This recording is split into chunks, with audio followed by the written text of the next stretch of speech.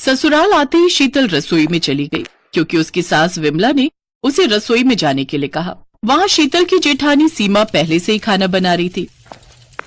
क्या हुआ, आते ही माँ जी ने रसोई में भेज दिया ना? हाँ दीदी, चाय बनाने के लिए कहा है माँ जी ने। समझ गई, चाय बना लेती है ना? हाँ दीदी, मैं बहुत अच्छी चाय बनाती हूँ। आज ऐसी चाय बनाऊंगी ना कि माँ जी फिदा हो जाएंगी मुझ पर। ये सुनकर सीमा जोर जोर से हंसने लगी।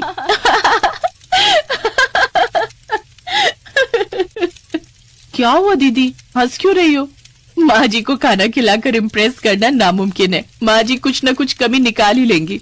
शीतल ने मन में सोचा कि उसकी जेठानी सास के खिलाफ उसे भड़का रही है। खुद शायद अच्छा खाना नहीं बना सकती, इसीलिए मुझे भड़का रही है। रुक जाओ दीदी, चाय बनाकर दिखाती हूँ। शीतल ने अदरक और इलायची के साथ चाय बनाई और पहले सीमा को दी। एक सिप लेकर बताइए दीदी कैसी बनी है चाय।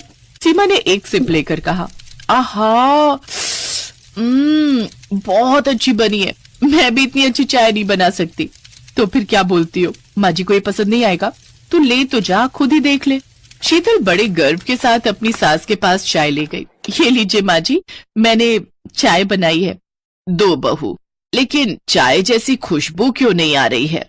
चाय की खुशबू आ तो रही है माँ जी। अच्छा, अब तुम मुझे सिखाओगी? मुझे तो कोई खुशबू ही नहीं आ रही है। खैर छोड़ो, पीकर देखती हूँ।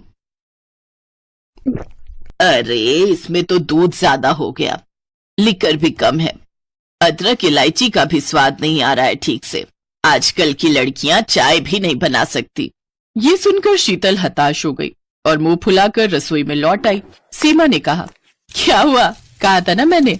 तुमने सही कहा था दीदी, इतनी अच्छी चाय बनाई और माँ जी ने पीने से पहले ही कमी निकाल ली। 4 सालों से मेरे साथ यही हो रहा है बहन।